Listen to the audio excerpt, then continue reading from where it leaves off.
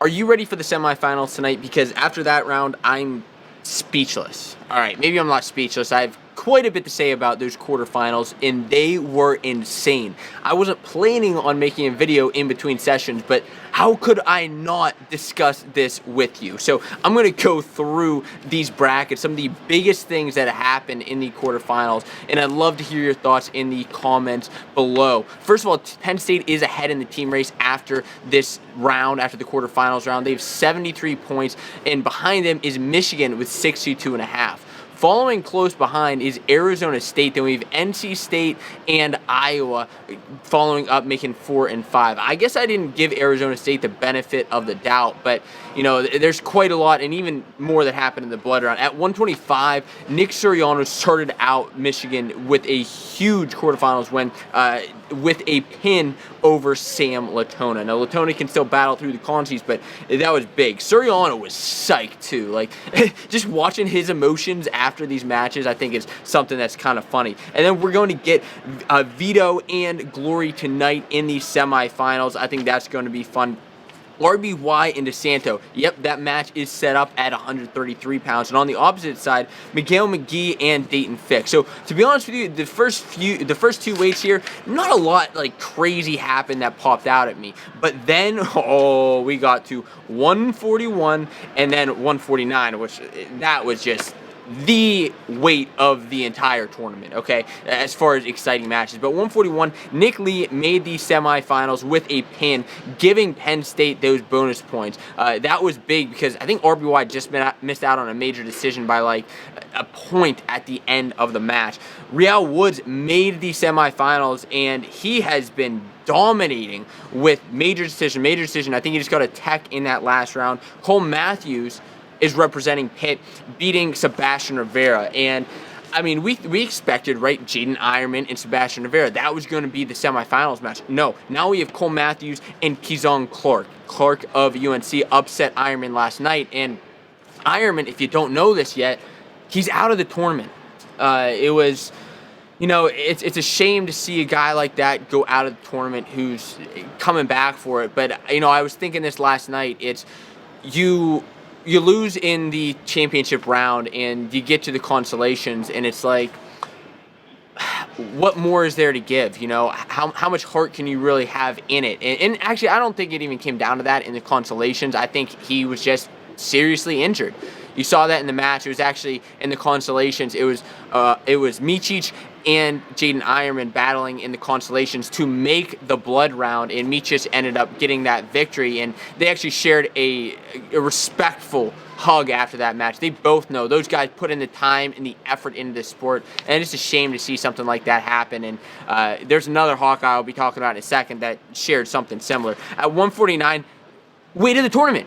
Way to the tournament as far as exciting matches. I told you Bryce Andonian and Austin Gomez was going to be an insane, high-flying, high-stakes match, and it was.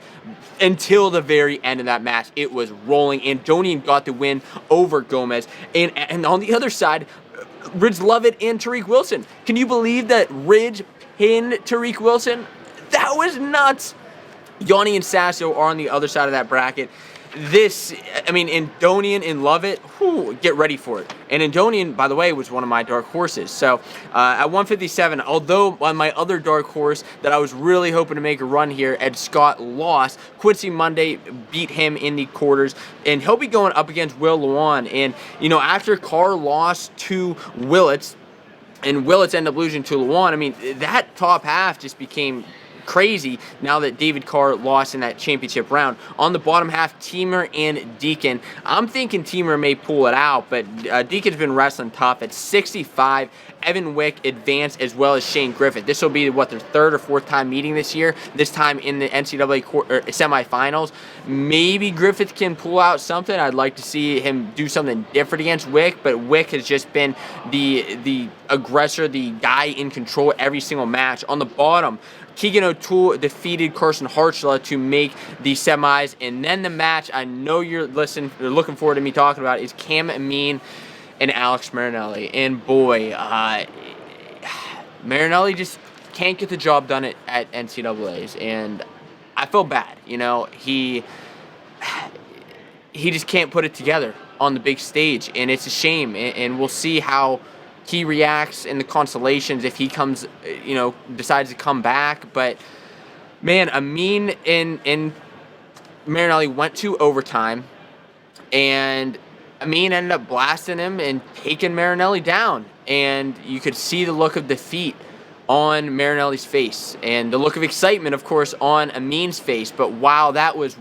probably one of the upsets of these quarterfinals. And we'll have Amin and O'Toole in the semis now. And I mean, that was a match, right? Like, Marinelli had never lost to Amin before until Nationals. 74, Srirachi beat Labriola in an awesome match, and Hayden Hidley beat Michael Kemmer. I think Kemmer is struggling a bit because of that injury. These Iowa guys that are in the, multiple years, like 5, 6, 7th years, they just are nursing these injuries, and we saw that happen again here. Hidley ended up making the semis. Hidley was my pick at the beginning of the year to win the championships. We'll see if he can pull it off tonight against Srirachi. On the other side, Massa and Mikhail Lewis. Not a lot to talk about in those quarterfinals matches. At 184 pounds, the other Amin, Miles Amin, made the semis, and he'll be wrestling Bernie Truow of Cal Poly. He took out Parker Keckeisen of Northern Iowa. That was an exciting match up until the very end. On the bottom half,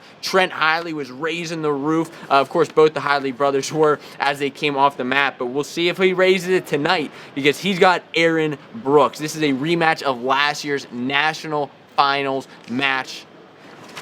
I'm looking forward to it. At 197, I'll save the Dean match for a second, but Gavin Hoffman on the top half of this bracket took out Jacob Woodley, and that was on top of Hoffman taking out first Tanner Sloan. In Hoffman, by the way, of Ohio State, is the number 21 seed.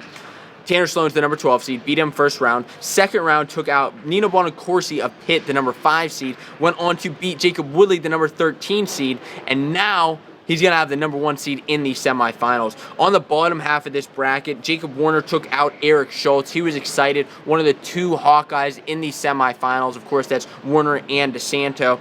And then also Stephen Buchanan on the bottom half. So we'll have Buchanan, Warner, and Hoffman and Dean. And listen, I was watching that Dean match again, and I know I've seen social media freaking out about it because Dean just has seemed to get lucky with these ref calls. The other day, he didn't get 2 back points from the Aiello match, and it looked like it was.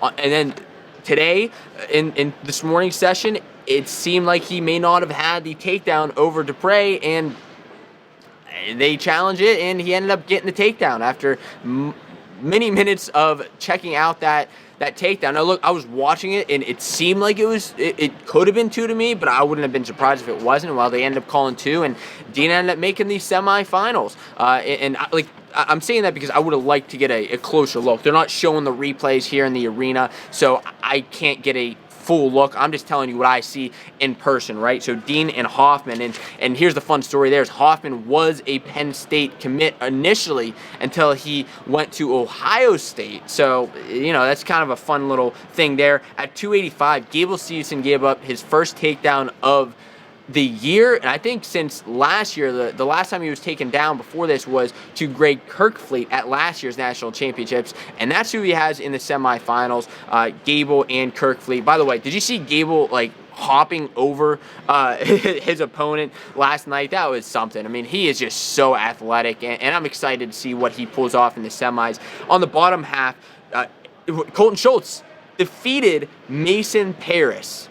And that was a big, big match. He ended up coming back and defeating Paris to make these semis against, not Anthony Cassiope, Jordan Wood, the 5-time conference champion, is wrestling Schultz in the semifinal. So probably not the semifinals you were expecting on this bottom half, but they're going to be a thrill. And, this round was nuts, to say the least. If you're at this point in the video, I'm just shocked at how crazy this round was and how nuts tonight's round. Tonight is the best round in college wrestling. Semifinals to see who makes the national finals, in the blood round. Who becomes an All-American and who doesn't. The raw emotion here in Little Caesars Arena is going to be unbelievable. You can tune in to watch tonight at 8 o'clock p.m. on ESPN. I've been looking forward to discussing everything that happens in the next video.